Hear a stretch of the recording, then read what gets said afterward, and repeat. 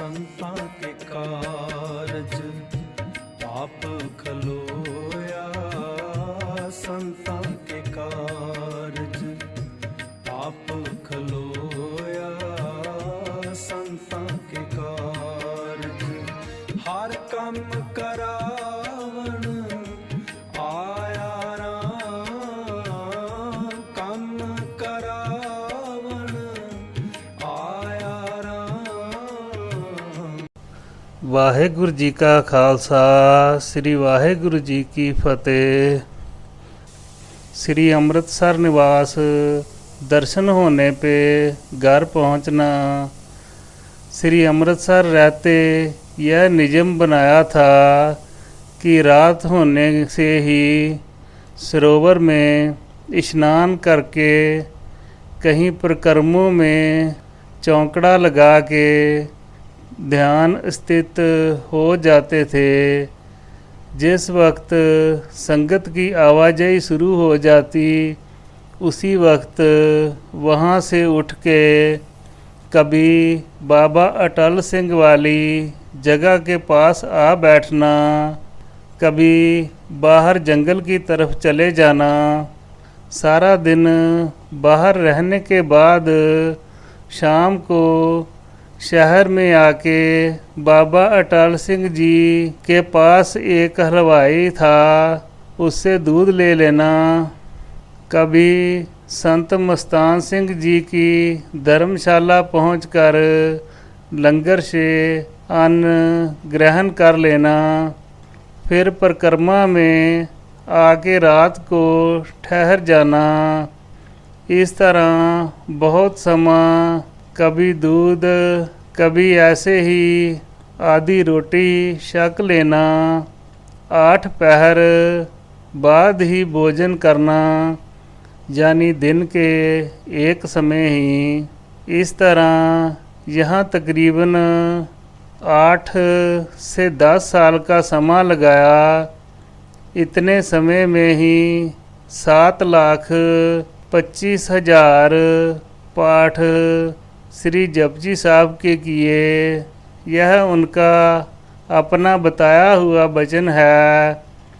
इसके साथ मूल मंत्र का सिमरन भी अटूट करते रहे। इन दिनों में ही एक दिन बाहर एकांत में बैठे थे। ऐसे ही मन में ख्याल आया कि अभी नरसिंह जी के दर्शन नहीं हुए। ख्याल आने की ही देर थी, उसी वक्त आवाज़ आई, हमारी खुराक हमें दे दो और दर्शन कर लवो। हैरान होके इधर उधर देखा कि आवाज़ कहाँ से आई है। दिखाई कुछ ना दिया, पर आवाज़ फिर उसी तरह ही आई। आप समझ गए। कहा, खुराक है क्या? क्या दूँ? आवाज़ आई, 1 तोला संखिया खा लो, यही हमारी खुराक है। आप उठ पड़े और शहर में आ गए। दिन चढ़ने पर उसी हलवाई से 1 तोला संखिया मंगवा लिया और उसे रगड़ कर एक पुड़िया में बांध लिया और यहाँ से चल पड़े। चलते चलते जालंधर के नज़दीक पहुँच गए। वहाँ किसी घर से दूध मांग लिया। आगे एक छोटी सी हलवाई की दुकान थी, उससे बर्फ़ी लेके एक टुकड़ी में संखिया रगड़ा हुआ डाल के लपेट के छक गए। ऊपर से दूध पी लिया और चल पड़े। किसी गांव से थोड़ी दूर एक छप्पड़ था, यानी तालाब था। उसके किनारे पे आके बैठ गए। जब आधी रात हुई तो उन्हें एक उल्टी आई, उसके बाद लैट्रिन आई। इस तरह से बुखार बहुत हो गया। उल्टियाँ और लैट्रिन भी आई, लेकिन रात डलने के साथ ही स्नान जैसा कि नियम था कर लिया। एक दरख्त से आसरा लेके बैठ गए, नितनेम में जुट पड़े, लेकिन बुखार और उल्टियाँ चलती रही। सिमरन नहीं छोड़ा, कैसे छोड़ें? गुरवाक है, जैसे अपने धन्हे प्राणी मरण माडै, तैसे संत जना राम नाम न छाडे।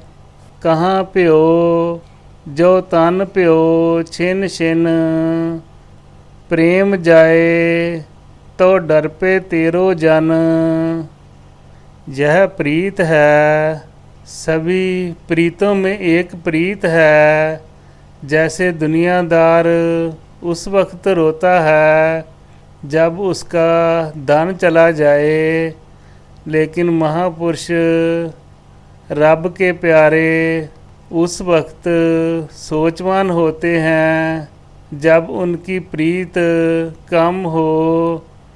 रविदास जी का कथन है, मेरी प्रीत गोबिंद स्यों जिन कटे, मैं तो मोल महंगी लई जी सटे।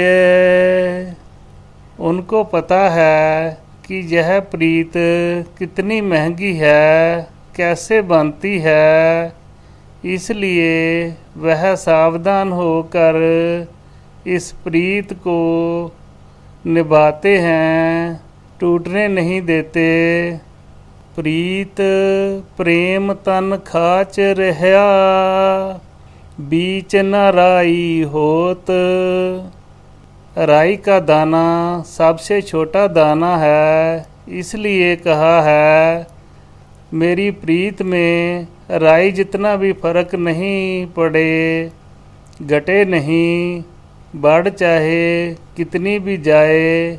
जैसे दुनियादार चाहता है मेरी आमदन बढ़े, 10 रुपये कम हो जाए, कितना सोचता है, क्योंकि घाटे के काम करने में चित्त ही नहीं करता। अगर कहीं से 2 रुपये ही ज़्यादा आ जाएं तो खुशी का अंत नहीं रहता। ऐसे ही महापुरुष नाम धन को खटते हैं, यानी कमाते हैं। यह नाम उनका असली धन है। यह मिलता है प्रीत से, प्रेम से, और किसी तरीके से नहीं मिल सकता। खैर, अब यहाँ अमृत वेला हो गया। एक बारी आवाज़ आई जैसे कि धरती फट गई हो। साथ ही एक दिव्य प्रकाश चारों तरफ नजर आया। उस प्रकाश में श्री नरसिंह जी भगवान के दर्शन हुए। साथ ही 3 बार यह वचन हुआ कि कलयुग प्रमाण नानक गुरु, कलयुग प्रमाण नानक गुरु, कलयुग प्रमाण नानक गुरु।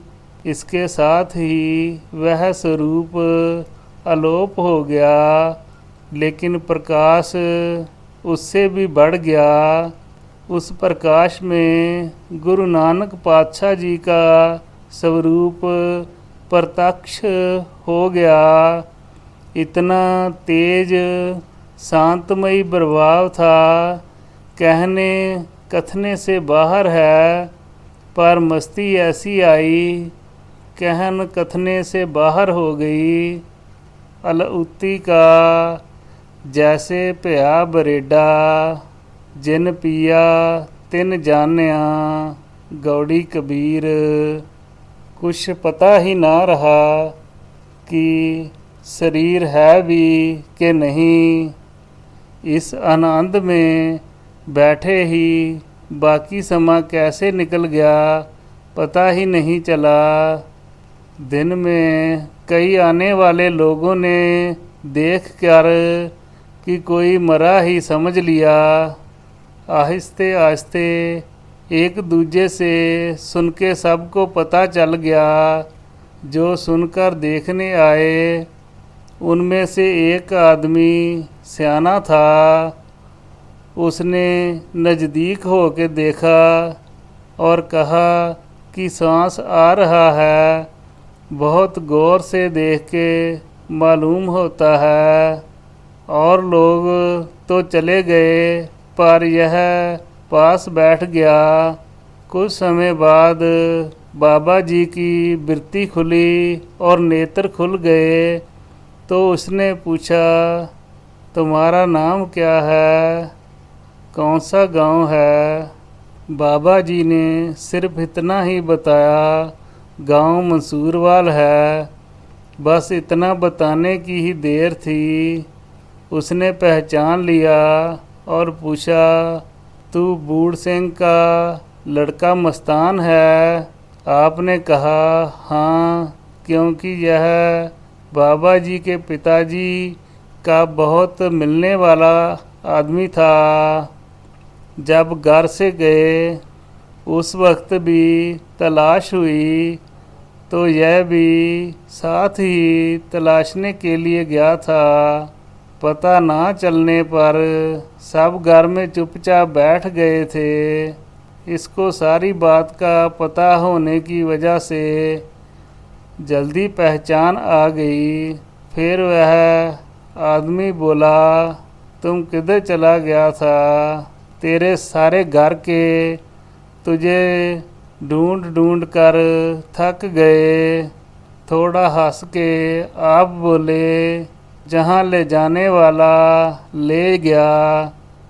वह कहने लगा, चल मेरे साथ घर को तुम्हें रोटी पानी खिला कर तुम्हारे गांव पहुंचाऊं। फिर उसने बाजू से पकड़कर उठाना चाहा, उठ नहीं सके। ऐसे महसूस हुआ जैसे पूरे शरीर में गांठ बंध गई है। इनको छोड़ के वह आदमी घर गया और दूध लेके आया। आपने ज़रूरत के अनुसार शक लिया। फिर उसने कहा, तुम्हें तुम्हारे घर कैसे पहुंचाऊं? तुमसे तो उठा ही नहीं जाता। वह गांव में जाके महरे जानी ज्यूर जो वहंगी वाले होते हैं उन्हें ले आया। सारी बात समझा दी कि कहाँ पहुँचाना है और जो उसने मेहनत मांगी उसे दे दी। इस महरे ने वहंगी के एक तरफ पानी का गड़ा रख लिया और दूसरी तरफ पीढ़ी बांधकर इन्हें बिठा के चल पड़ा। चलते चलते जहाँ दोपहर हुई उसने छाँव देखकर वहाँ दोपहर काटने के लिए वहंगा वहाँ रख दिया और आप जी को अपने पास ही वृक्ष के पास ओट लगाकर आसरा देकर बिठा दिया और खुद सो गया। यहाँ दोपहर के समय एक बार गुरु नानक पातशाह के दर्शन हुए। यह वचन खुद ही महापुरुषों ने सुनाया था। दूसरी बार दर्शन होने के साथ मानो अवस्था और भी ऊंची हो गई। फिर तो पत्ते पत्ते में नूर ही नूर दिखाई देने लगा। इस अवस्था को भाई गुरदास जी ने हमें समझाने के लिए इन अक्षरों द्वारा वर्णन किया है। चरण कमल भज कमल परगास भये, दर्श दर्श सम दर्श दिखाए हैं। शब्द सूरत अनहद लिवलीन भये, उन्मन मगन गगनपुर छाए हैं। प्रेम रस बस होए बिसम विदेह भये, अत आश्चर्य मैं हेरत हिराए हैं। गुरमुख सुख फल महिमा अगाध बोध, अकथ कथा विनोद कहत न आए हैं। सतगुर दर्शन शब्द अगाध बोध, अभिगत गत नेत नत नमो नम है। दर्श ध्यान और शब्द ज्ञान लिव, गुप्त प्रगट ठट पूरन ब्रह्म है। निर्गुण सरगुण कुसुमावली सुगंध, संद एक औ अनेक रूप गमिता अगम है। परमद पुत आश्चर्य आश्चर्य, मैं अकथ कथा अलख विस्मय विषम है। चरण कमल को महात्म अगाध बोध, अत आश्चर्य मैं नमो नमो नम है। कोमल कोमलता औ शीतल शीतलता कै, बासन सुबास दास दुतिया न सम है। सहज समाद निज आसन सिंहासन स्वाद, बिस्माद रह रस रीमता अगम है। रूप के अनूप रूप मन मनसा थकत, अकथ कथा विनोद विस्मय विषम है। इस अवस्था को वर्णन करना सतगुरु नानक देव बताते हैं। नानक कथना करड़ा सार, फिर भी बाणी द्वारा गुरु साहबान ने भक्तों ने भाई गुरदास जी जैसे ब्रह्म ज्ञानी गुरसिखों ने जो कुछ बताने की कोशिश की है उसको हमारे समझ में आने के लिए अक्षरों द्वारा ऐसे ही वर्णन किया है। लेकिन शरीर को हरकत में लाना मुश्किल था। यह भी एक कोई कुदरती परीक्षा ही थी। दोपहर ढलने के बाद वहंगी वाला चल पड़ा। शाम होने तक मंसूरवाल पहुंच गया। जब घर गए तो माता देखकर बड़ी हैरान भी हुई और एक इतनी देर के बाद घर आए। कई वर्ष बाहर ही लग गए थे। दूसरा, बाबा जी घर से चले जाने के बाद पिताजी शरीर त्याग गए थे। एक बाबा जी घर में बीमार होकर गए थे। सब बातें रल मिल गई।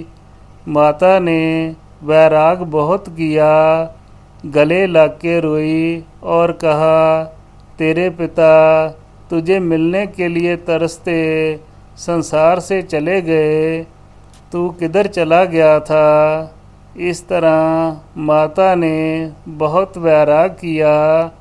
आप अपने रंग में मस्त रहे, कोई उत्तर नहीं दिया। वहंगे वाला तो एक रात काट के वापस चला गया, पर आप अपने घर में ही रहे। वाहेगुरु जी का खालसा, श्री वाहेगुरु जी की फतेह।